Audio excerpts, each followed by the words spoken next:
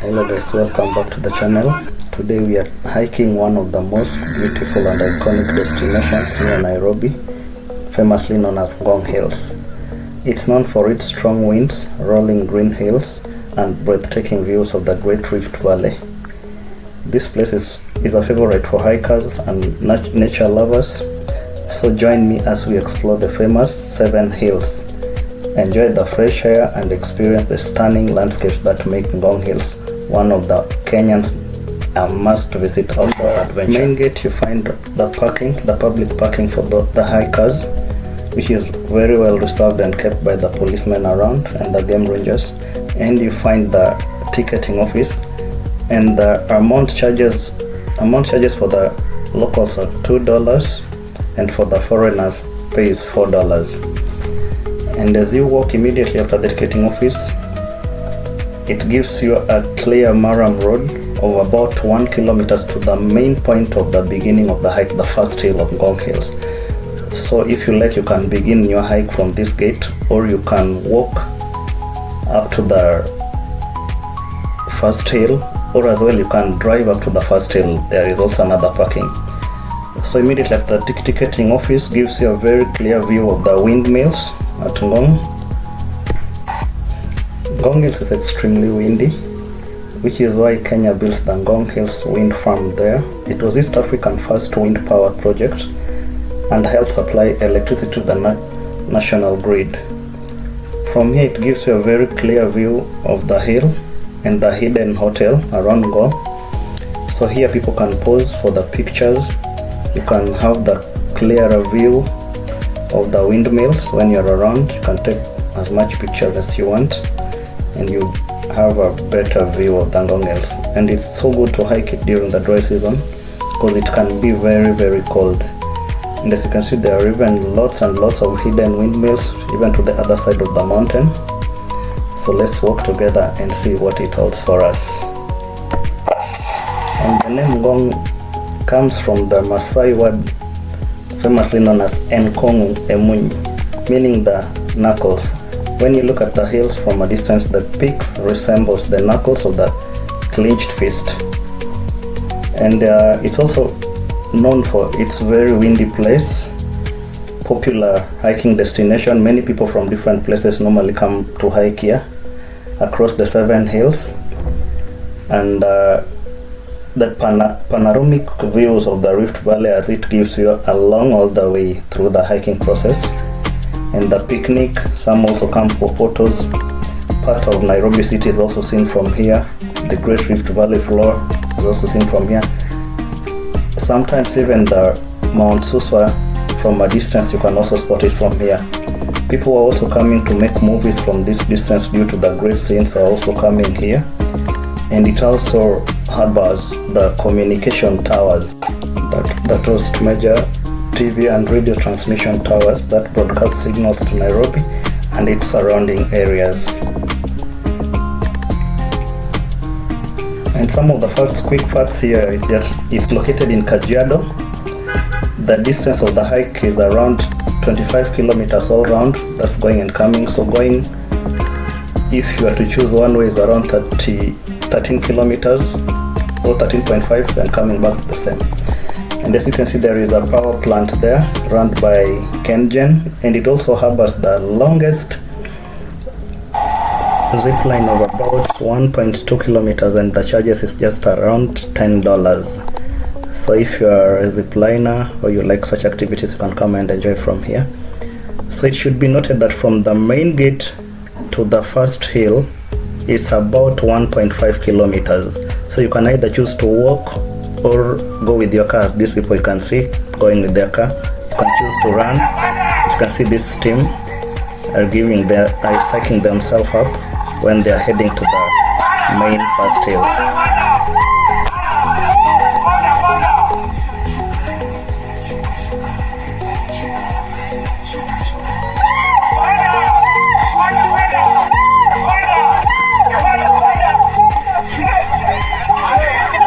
So the choice is based on one's fitness level. You can walk from the gate to the main first hill, or you can use your car up to the first hill, then you begin the hike itself.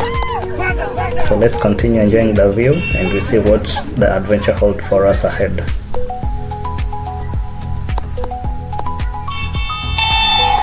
And from the right hand side you can see the largest geological feature on earth, which is known as the Great Rift Valley. It is a huge valley formed by the movement of tectonic plates stretching from the Middle East all the way to southern Africa. The size and location is all about 6,000 kilometers from Lebanon through East Africa to Mozambique. In East Africa it passes through Ethiopia, Kenya and Tanzania. The valley was really formed because of the African tectonic plates is slowly splitting into two parts, the Nubian plate and the Somali plate. As you can see, it gives you a very clear view from here. The Kenyan section of the Rift Valley is very famous. It includes in places like Lake Naivasha, Lake Nakuru, Lake Bogoria and Menengai crater. All can be seen from this upper part of the Ngong Hills. So when you're hiking, it will give you a very clear view. So all you need here is just a good camera and you know how to take pictures, and that's how you will have a very clear view and you will enjoy the scenic and the hike.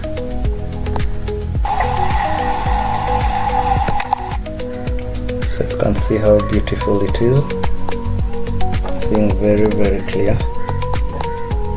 And kindly guys, if you enjoy such kind of vlogs, kindly don't mind subscribing, liking, commenting and sharing. And from the first part of Rift Valley view, you can see the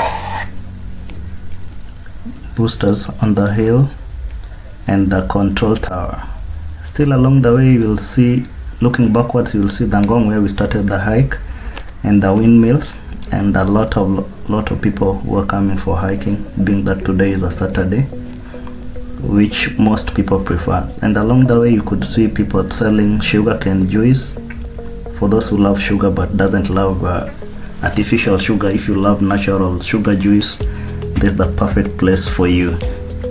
And it's very fresh, just made when you are seeing, plus the ice cubes if you love it cold. If you love it warm, well and good. Along still there are eggs being sold, smokies, and that gives you a clearer view of the Ngong control towers, which is the main tower here that controls the aeroplanes, and it's being managed by KCAA, which stands for the Kenya Civil Aviation Authority. And the main control tower for the aeroplanes is at Jomo Kenyatta International Airport. Now these are the control towers for the aeroplanes, and you will get a chance of seeing lots and lots of aeroplanes which are passing today. And its main function is to control the takeoffs and the landings of the aeroplanes within Nairobi. It also manages the aircraft on the ground, maintain safe distance, provide weather information to the pilots, of course, coordinates emergencies if there is, and monitor airspace around. And as you can see, there are lots and lots of international planes which are going to the Jomo Kenyatta, I think after getting the signal from here. So if you're here, you'll be able to see lots and lots of big aeroplanes, depending on how much time you're taking here.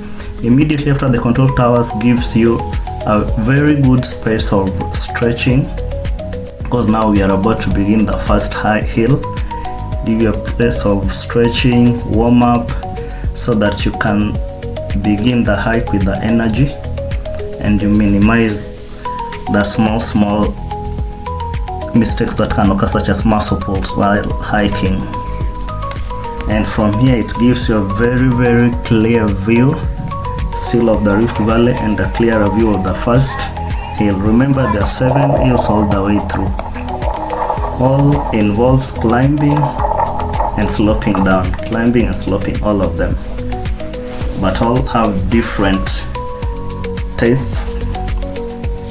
Some are rocky, some are maram, some have like clay like soil. Some activities like riding along, you can see lots and lots of activities that are taking place, and lots of group are also hiking. Here you can come and hike as well as family, as friends, as church mates, small group, or even as an individual, depending how you like it. There are people who like hiking alone, they They don't like disturbance. So long as they have their music, they are good to go. So here you can hike one way, or you can hike two ways. So one way is comprised about 13 kilometers, that's going and coming 13 kilometers, that makes around 26 kilometers or so, and still give you a very clear view of some mountains at a distance, like Oloroka mountain is on the other side, Suswa, and still the hike continues. So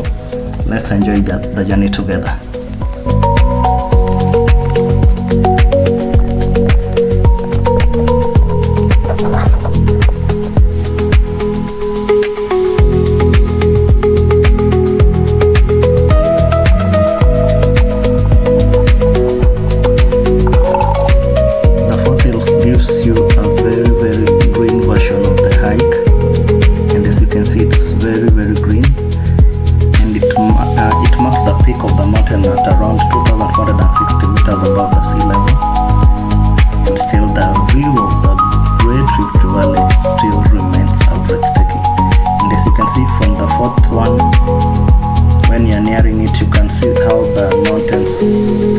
Aligning themselves up to the end. So let's walk together and enjoy. This is now the third hill. We are now heading to the fourth one. Very green.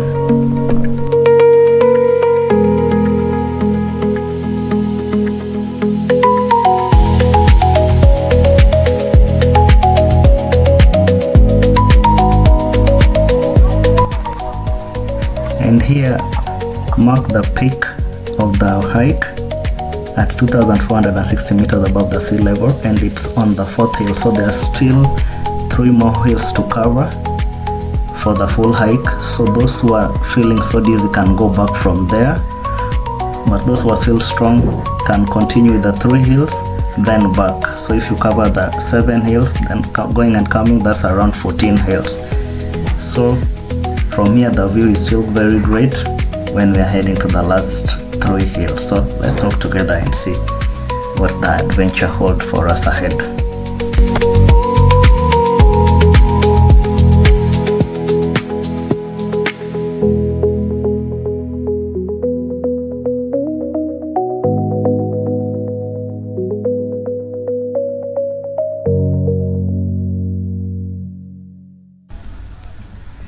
And here gives a clearer view of the 3 hills that are left to go to cover the 7th one. Now we're on the 4th, and the journey begins from here onto the 5th one.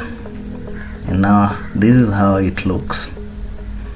A bit rocky, but it's a good one. Onto the 5th hill. You can see how tiresome it is from how the way the people are struggling to climb up, and how tired they look. So the struggle is real. That's the sweetest part of the hike.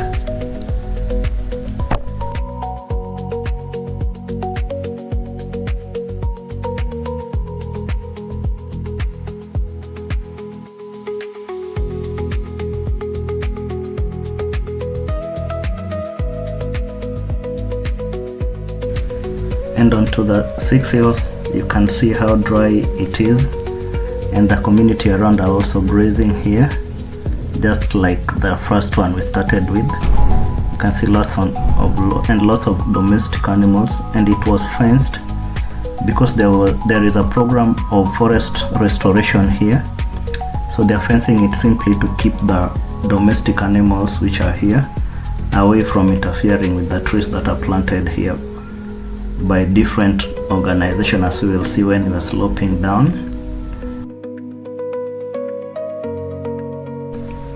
This 6th hill also gives you a very clear view of the Maasai land, and as you can see from a far distance is Mount Oloroka as well, visibly seen from here.